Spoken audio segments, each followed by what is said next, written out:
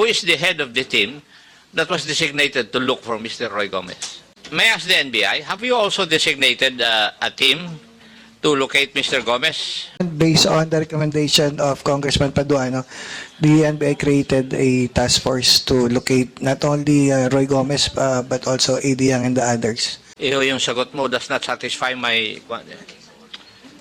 expectation. Wala rin kayong sightings man lang o information kung nasaan si Mr. Roy Gomez?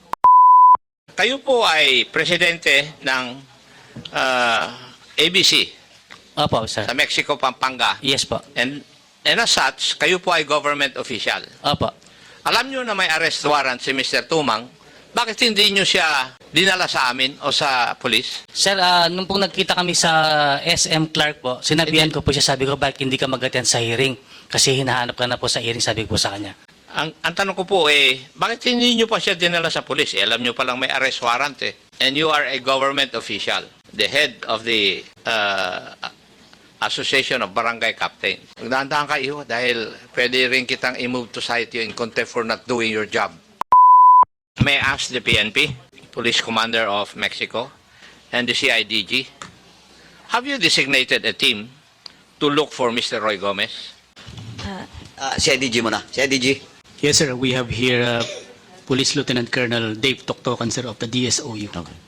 That's the DSOU is a unit of the PNP CIDG Region 3. Sir, aside, sir, from the DSOU, the Pampanga... Hindi mo naman sinasagot yung tanong ko Sagutin mo muna yung tanong ko. The DSOU operates nationwide, sir.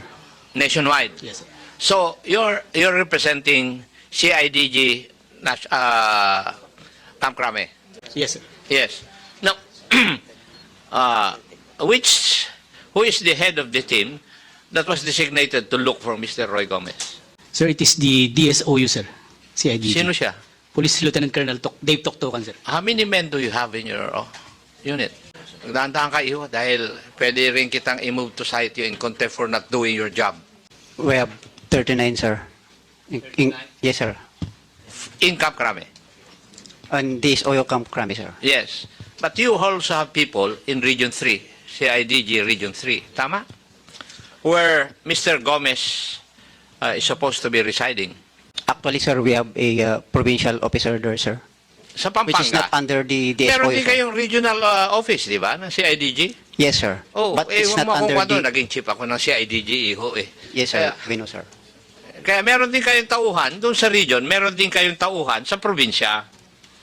Now, may I ask, sino po sa kanila ang tinas ninyo para hanapin si Mr. Gomez?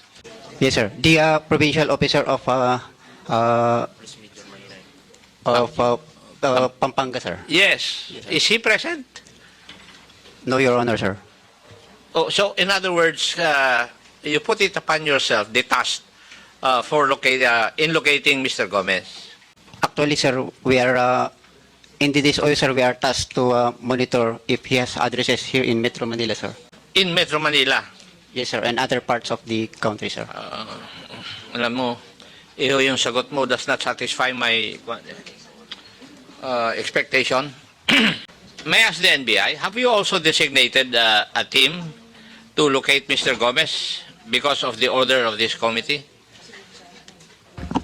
Yes, Mr. Chairman, based on the recommendation of Congressman Paduano, the NBI created a task force to locate not only Roy Gomez but also AD Young and the others.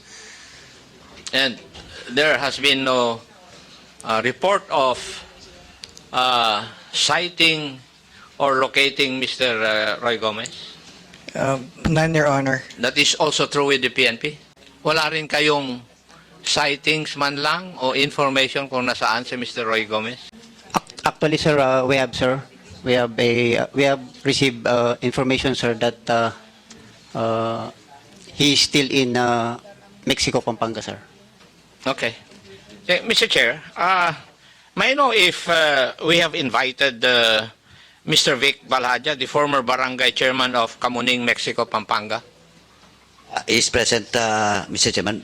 With the indulgence of Chairman Akop, balikan ko lang sandali lang po. Short interjection lang.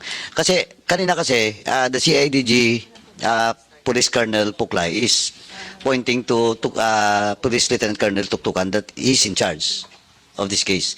Pero as far as I understand, medyo malabo po eh. Kasi nung binalik ni Chairman Acop, sabi mo, Colonel Tuktukan, it is the provincial CIDG office na nakatutok. The chief of DSOU, sir. Yeah, Chief of DSOU. this OU sa CIDG, sir. Based in Camp Crame, sir. yung provincial head ng CIDG nyo. The DSOU is being assisted by the Provincial Field Unit of RFU-3 of the CIDG. Ganito lang, Chairman, Chairman Acop, in the next hearing, COMSEC is directed to invite the provincial head of the CIDG na lang po. Yes, sir. Para magkasalubong na po yung ano natin, ha? Yes, sir. Okay. We will take that note. Okay, please proceed, Chairman Acop. Thank you, Mr. Chair. I think Mr. Vic Balaja is present. Yes, Chairman. Yes. Do you know Mr. Roy Gomez? Opo. Paano po siya kakilala? Matagal po akong nakasama sa trabaho. So, kilalang-kilala mo siya. Opo. Sa anong trabaho po kayo nagkasama? Sa munisipyo po. Sa munisipyo. So, kailan mo kaya, nagkita na ba kayo ni Mr. Roy Gomez? Opo. Kailan po? Pumasal po ako sa SM Clark. Nakita ko po siya around 7:30 p.m. Naglalakad po ako. Nakasalubong ko po sila dalawa ni ABC. ABC? Opo. ABC? Si Kapitan. Ano po? Kapitan po ng Masangsang. Nakasalubong po sila. Sino po siya? Sino po yung ABC na president na sinasabi po ninyo? Si Kapitan Terence Napaw. Terence Napaw. Nandito rin ba ngayong araw na ito si Mr. Terence Napaw? Nandito po ba siya? Nandito po. So, kilala mo rin po siya? Opo, kilalang kilala. Nakakasama ko po ang kapitan yan eh. Ngayon, Mr. Balahadja, alam niyo po ba na may arrest warrant na galing sa committee na ito, si Mr. Roy Gomez? Sa totoo po noon, hindi ko alam na may warrant. Pero nung pagkalipas ng ilang araw o isang linggo, doon ko po nalaman. Wala akong alam na ganun siya may warrant nga siya. Pero nakitang-kita ko sila, naka-face mask pa silang dalawa eh. Okay. Now, may I ask Mr. Terence Napaw, totoo po ba yung sinasabi ni Mr. Balahadja na nakita kayo, nakasama mo si Mr. Roy Gomez sa SM Clark? Nandun po ako sa SM Clark po, pero hindi ko po siya nakita. At hindi rin po ako naka-face mask nung time po na yun, Your Honor. Kasama mo si Mr. Gomez? Apo, nagkita po kami sa mall, sir. Nagkita kayo, Mr. Roy Gomez. Alam nyo rin po ba, Mr. Napaw, na mayroong arrest warrant si Mr. Roy Gomez? Ang alam ko po, Your Honor, meron po siyang contempt order po dito, sir. Kung may contempt order siya, so may arrest warrant po siya. Okay po. Tama po ba? Apo. Yun po yung pagkaintindi nyo. Basta't may contempt order, may arrest warrant. Kasi ang tanong ko, alam nyo po ba kung may arrest warrant si Mr. Gomez? And sabi nyo, alam nyo may contempt order. Kasi pag may contempt order, nag-i-issue kami ng arrest warrant. Okay po. Yun ang pagkaintindi nyo rin. Apo. Aha. Ngayon, matanong po kita, kayo po ay presidente ng ABC Apo, sir. sa Mexico, Pampanga. Yes po. And as such, kayo po ay government official. Apo. Alam nyo na may arrest warrant si Mr. Tumang, bakit hindi nyo siya dinala sa amin o sa police? Sir, nung pong nagkita kami sa SM Clark po, sinabihan ko po siya, sabi ko, bakit hindi ka mag-attend sa hearing? Kasi hinahanap ka na po sa hearing, sabi ko po sa kanya. Ang tanong ko po bakit hindi nyo pa siya dinala sa police? Alam nyo palang may arrest warrant eh. And you are a government official, the head of the Association of Barangay Captain. Hindi po ba dapat obligasyon po ninyo bilang isang government official na dapat dinala nyo si Mr. Roy Gomez sa police? Hindi ko po kasi masyadong alam yung pagka meron po siyang contempt order, meron po siyang warrant of arrest, Your Honor. Tinanong ko na sa iyo, pinaliwanag ko na sa iyo kanina yan eh. Opo. Kaya nga sinabi ko na pag may contempt order, may arrest warrant. Tinanong ko kung alam mo, alam mo. Opo. Tapos ngayon, ginagawa mong depensa. Kasi nung una po, hindi ko po kasi alam. Ngayon ko lang po nalaman pagka meron po siyang contempt order, meron po siyang warrant of arrest. Ngayon ko lang po Ngayon nalaman. nyo lang nalaman na may contempt order siya? Hindi po, I mean po, alam ko po na meron siyang contempt order, pero hindi ko po alam na meron siyang warrant of arrest, Your Honor. Hindi tayo nagkaintindihan siguro kanina. Ang sabi ko sa inyo, kung naintindihan nyo, pag nabigyan ng isang tao rito ng contempt order, ang susunod po doon ay may arrest warrant. Opo, ngayon ko lang po nalaman yung ganun, Your Honor. Ganon, okay. Opo, sorry po. Now, kung tatanungin ko po ngayon, Mr. ABC President Napaw, alam mo ba kung nasaan ngayon si Mr. Roy Gomez? Hindi ko po alam, sir. Kasi hindi ko naman po siya nakakausap, sir. Hindi kayo nag-usap nung magkasama kayo sa SM Nung po Clark? nga nagkita po kami, sinabihan ko po siya, sabi ko, bakit hindi ka mag-attend sa hearing? So, nag-usap kayo? Opo, nasabi ko po sa kanya, sir. Now, Mr. Chair, in other words, yung pong aking pagtatanong, naipakita ko na si Mr. Roy Gomez ay hindi nagtatago dahil pupunta siya sa SM Clark, which is a public place. Di po ba? So, may I ask the authorities, the police and the NBI, bakit namamasyal lang si Mr. Roy Gomez doon? Eh, hindi nyo pa makita. Before the PNP answers the query of Chairman Acop, para lang po ma-establish natin, dagdagan ko lang po. Matanong lang kita, former Mr. Vic Baladja, when was that? May 18, around 7:30 p.m. May 18. Okay. So that was May 18. Okay. May 18. Now, for the information of everyone, balikan ko lang po yung records. Mr. Roy Gomez was cited in contempt. That was May 7. So that is 11 days after Mr. Roy Gomez cited in contempt. So alam mo, ABC President, alam din ng konseyo, alam ni Mayor, halos alam ng lahat na tao siguro sa Pampanga, Mexico. Kasi sinusundan tong hearing na to eh. Diba? Now, so May 18 Klaro So that is 11 days lang, Chairman Acop. Medyo medyo fresh pa. Okay, PNP, please answer the query of Chairman Acop. Your Honor, for the Mexico po, we received the orders po, sir, through email, sir, on May 27, 2024 po, sir. Right after that, sir, we coordinated with the barangay and we already conducted monitoring at the residence, sir. 24 hours, sir, actually po, sir. Then, from there, sir, nakita po namin there is a difference from the time na wala pa po siyang contempt order and during that time na meron na po, sir. Yung front gate, yung entrance and back gate po nila, sir, they already placed sheets, sir, sa front and the entrance nila, sir. Then, CCTVs were already installed within their premises. And also, sir, during our monitoring doon, sir, sa area, may Grab po kasi, sir, na nag-deliver. Then, we hold the Grab driver, sir, and asked kung ano po ang mga order, sir. And we found out, sir, that only medium-sized pizza and pepperoni po, sir, yung order. That's all po, sir. So, yun ang po sa pinaka-latest namin na monitoring sa area po, sir. Thank you po. Mr. Chair, so ibig nyo sabihin na hindi nyo alam kung si Mr. Gomez ay pumapasok o lumalabas doon sa kanyang bahay?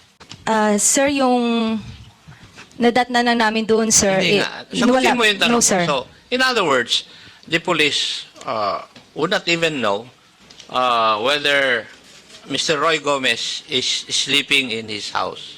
And you do not even know when he leaves his residence. Hindi kayo nagbabantay, Madam Chief of Police. Sir, during that time, sir, na nandun po kami sa area, sir. Hindi, No hindi nyo activity alam po, naman sir. Hindi nyo po, alam kung umuwi siya o hindi. You have not reported it to us. Madam Chief of Police, kasi kung talagang pinahanap pa isang tao, sa CIDG, merong, ewan ko kung existing pa, may tracker team kayo na dinidesignate para doon sa mga tao na kailangan namin dito eh. For the Chief of Police of Mexico, Pampanga, I find your efforts in order for you to be able to bring Mr. Gomez to this committee, hindi po sapat. Yun po yung aking nakikita. Kasi, hindi nyo nga masabi dito sa committee na ito kung si Mr. Gomez ba ay umuwi pa rin doon sa bahay niya doon o may inuuwian na iba. You do not even know. Sir, So, we... sige, Sir, may I proceed po, sir. Sir, we conducted also interview, sir, and review of CCTVs doon, sir, sa area. From that time po, sir, hindi na po siya, sir, umuwi doon, sir. As stated also, sir, ng caretaker of the house, sir. There- Then yung nearby resident, sir, nag-interview din po kami, sir. Mula daw time na meron siya, sir, issues dito, sir, sa Congress, hindi na po siya umuwi doon, sir, sa Barangay San Vicente po, sir. well, hindi ko alam. Pero, alam mo, Iha, maraming paraan kung paano dapat malaman ninyo eh. Pero para sa akin, hindi nyo ginagawa. Kasi how can Mr. Gomez roam around a very big public mall without you knowing it? Mr. Chair, I feel na parang baliwala ng law enforcement agencies yung ating mga directive eh. At ako'y, naghahanap ko ako ng dahilan under our rules na sila rin ay cite natin in contempt para mapilitan sila. Wala akong makita kasi doon eh. Kung meron lang ako makita, talagang I will move to cite them in contempt already, Mr. Chair, because this, I think, is our 12th meeting. If my memory serves me right. And that was May 7. May 7 pa yung contempt order na yun at saka issuance of an arrest warrant. Thank you, Mr. Chair. Thank you, Chairman Akop. PNP, you better shape up on the next hearing, no? I will not anymore argue with regards to the May 7 because alam ko, Captain Alboro, kung kailan mo natanggap yung contempt order at saka detention, that is not May 27. And it was, ang sa inyo, sa stasyon. Pero sa kanya, 1 week after, nung May 7. I will not anymore belabor on that, but I hope in the next hearing, may progress na po, no? To satisfy not only Chairman Akop, but of course the members of this committee. Mr. Chair, Yes, Chairman Dan. if I may, in relation to what Congressman Akop were asking, PNP, did our Sergeant at Arms coordinated with you with regards to this issue? Did our Sergeant at Arms coordinated? Chairman, with the indulgence of Chairman Dan Fernandez, Captain Alboro, you answer lang po kasi you were the one that received that communication through Viber. And I don't want to call the members in the House, no? Particularly the LSB. Kayo na po kasi you were the first to receive such order. Coordinated naman. Yeah, coordinated yun kasi yung LSB kasi natin dito. we wanted to find out where the loopholes are, no? Kasi baka mamaya yung our own Sergeant at Arms are not doing their job as well. So, kailangan din namin silang kastiguhin, hindi lamang po kayo. Kasi totoo yung sinasabi ni Chairman saka ni Congressman Akop, kung 12 hearings na to, it sadden us, no? Kasi we're wasting the people's money na hinahanap na natin for so many times, pero hanggang ngayon, baka naandun lamang pala sa Mexico, Pampanga. Nagmumukha tayong mga tanga dito. So, I hope that this will clarify everything, The next time around, you do your job, we do our job, ang Sergeant at Arms also is doing their job. So, lahat tayo gawin natin. Kasi itong ginagawa po natin, hindi naman po para sa atin lang to, para sa ating lahat. So, I hope that hindi po kayo masaktan sa mga sinasabi namin, but sometimes kailangan nating gamitin yung masasakit na salita para kumilos tayo. Basically, ganyan po ang tao So, thank you, Mr. Chairman, dun sa information. And I hope that the Sergeant at Arms as well will do his job na sana lagi nakulitin ng ating mga PNP and NBI as well. Thank you so much. Captain Alboro, Yes, ma'am. Good morning. this representation is assuming temporary chairmanship of the committee hearing. In view of the manifestation of Kong Dan Fernandez, I wish to move in my capacity as member that we issue the necessary warning to the PNP of Pampanga for the purpose of implementing the arrest warrant issued against this resource speaker/respondent. Mr. Chair, I lament that the apparent disobedience of these people to the order issued by the committee undermines the constitutional power of the Congress.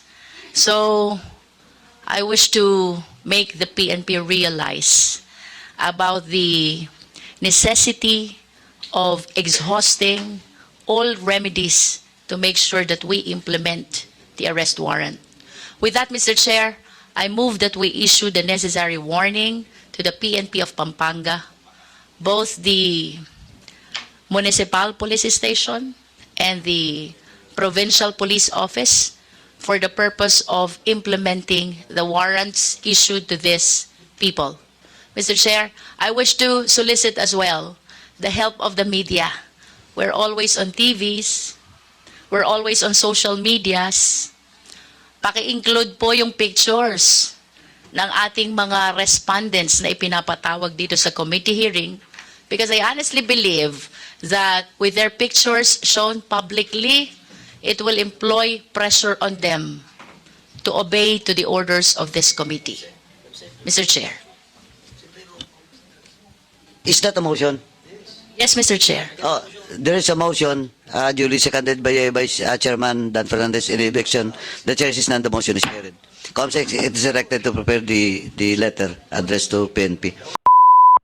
Umani naman ito ng iba't ibang reaksyon mula sa ating mga netizens. Ayon kay Deo Contreras, monitoring is different from apprehending. The PNP head doesn't seem to know what to implement. Pahayag naman ni Joselito de Guzman, some resource persons have tendency to answer questions without understanding and listening clearly to the questions. At ito naman ang saloobin mula sa ating kababayan na si Roberto Janco, I think Roy Gomez is the right hand of Mayor Tumang, ganito ka-incompetent ang ibang mga pulis. Mga kababayan, feel free to comment below para maglabas ng saloobin sa balitang ito.